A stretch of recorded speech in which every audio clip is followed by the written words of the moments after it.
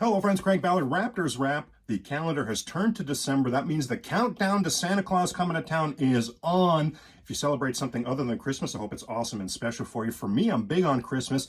And you know that Advent calendars come along with Christmas. Each day you open that dates box and you get a chocolate or whatever it is that the Advent calendar goodness has for you. Well, around here, we're going to do Advent calendar each and every day in the month of December, counting down to Santa's arrival, Toronto Raptors style. Let's kick it off with number one. Would you believe number one is the most worn number in Toronto Raptor franchise history? 15 different players have worn the number one for your Toronto Raptors. Only one number even comes close and being in second. Drop a comment, let me know what you think the second most worn number might be in Toronto Raptor history. Now, the best number one in Raptor history was the first number one in Raptor history. T-Mac, Hall of Famer Tracy McGrady.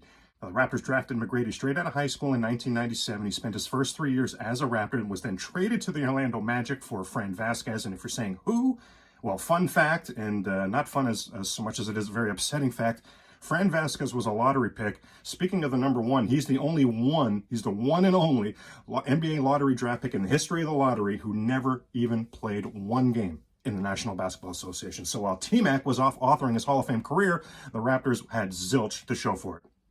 Now, following T-Mac had a pair of Chris's wearing number one, Chris Childs, Chris Jeffries, then veteran Rod Strickland for a cup of coffee in 2004, Omar Cook for just 5 games in 2005, PJ Tucker was drafted by the Raptors, spent 17 games as a rookie wearing number one, Primo Brezic in for a cup of coffee in 2008, Rocco Ukic, who I had high hopes for, but he didn't work out, if you remember, point guard that came from overseas. He didn't work out in that 08-09 season.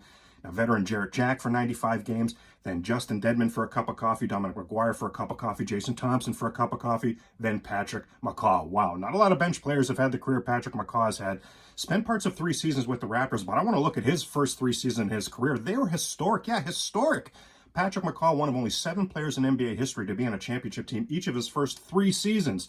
Remember, that rookie and second year, he was on those back-to-back Golden State Warriors. And then the third season, he ends up on the champion Toronto Raptors. Wow. Now, the last couple seasons, we've seen Paul Watson donning number one for your Toronto Raptors and currently Goran Dragic.